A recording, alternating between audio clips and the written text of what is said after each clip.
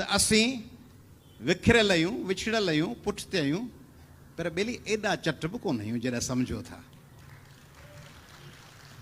एॾा बर्बाद बि कोन आहियूं, एॾा उजड़ियल बि कोन आहियूं, एॾा अकेला ऐं वेचारा बि कोन आहियूं, एॾा टुटल ऐं टुकड़ा थियल बि कोन आहियूं जो रोई पिटका करे पार विझूं त अदा वियासीं हलिया। असीं 8 करोड़ सिंधी आहियूं। 8 करोड़ यूरोप जा वॾा वॾा मुल्क बि कोन आहिनि। 8 करोड़ ऐं उन्हनि 8 करोड़ सिंधियुनि लाइ, उन्हनि सिंधियुनि लाइ सिंधी रुगो ॿोली कान्हे, सिंधी हिकिड़ी इबादत आहे। सिंधी माण्हुनि जा सॼे पाकिस्तान में डज़न खां वधीक सिंधी अख़बारूं आहिनि। सिंधी छा आहिनि? सिंधी तबाह ऐं बर्बाद आहिनि, कुझु बि कोन्हे। डज़न खां वधीक सिंधी अख़बारूं आहिनि, 6 खां वधीक सिंधी टेलीविज़न चैनल्स आहिनि।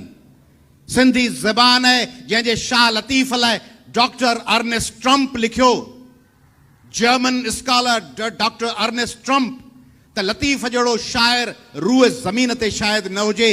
जंहिं लाइ H.T. सोरली लिखियो, ब्रिटिश स्कॉलर, त लतीफ़ साईं जंहिं लाइ एन मैरी शिमिल लिखियो त लतीफ़ जी ज़बान दुनिया जे अज़ीम ज़बानुनि मां हिकिड़ी आहे।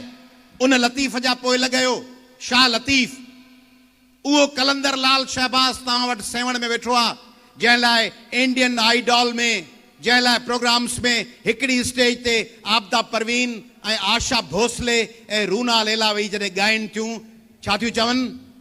सिंधड़ी दा सेवण दा सखी शहबाज़ कलंदर। उहा आहे सिंध जंहिंजी ॿोली सॼी दुनिया में गूंजे थी, जंहिंजो हो जमालो सॼी दुनिया खे रक़्स कराए थो।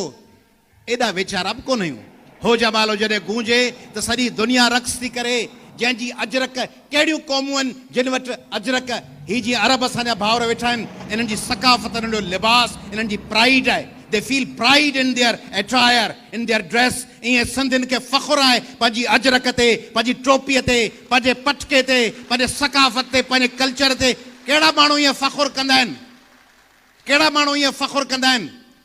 ऐं जॾहिं मोर थो टिले जी ज़रीना जो गूंजे थो, ऐं जॾहिं आबदा परवीन जो घुम चरखड़ा साईं आदा, तॾहिं कतण वाली जीवे गूंजे, ऐं जॾहिं माही यार दी घड़ोली गूंजे, ऐं जॾहिं अमर जलील ऐं नूरुल हुदा शाह ऐं कादिर जुनेजा जा ड्रामा हलनि, जंगल, दीवारें, कारवान, राणीअ जी कहाणी, आईनो, ऐं जॾहिं सिंध जा स्कॉलर ऐं अदीब अचनि, नसीम खरल जूं कहाणियूं हुजनि, शाह लतीफ़ हुजे, शेख अयाज़ हुजे, सुंदरी उत्तम चंदाणी हुजे, हिन आशा साहिबा जी अमड़, A.J. उत्तम हुजे, कीरत बाबाणी हुजे, गोबिंद माली हुजे, बुख इश्क ऐं अदब जो ख़ालिक मोहन कल्पना हुजे, भगवंती नावाणी हुजे, कमला केसवाणी हुजे, उस्ताद मंज़ूर अली ख़ान ऐं उस्ताद जुमन हुजनि। सेके वेचारणा आहिनि सिंधी, उन्हनि खे घुमाए लाहींदो, सिंधी हलिया वेंदा।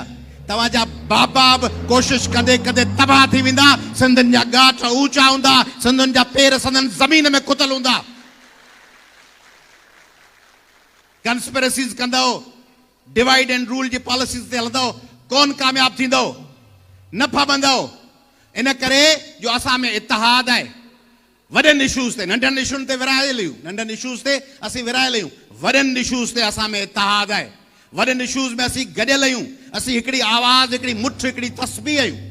तंहिंजे करे ही जेके सिंधी आहिनि, एॾा कमज़ोर न आहिनि, एॾा अकेला न आहिनि जेतिरा ताईं ही न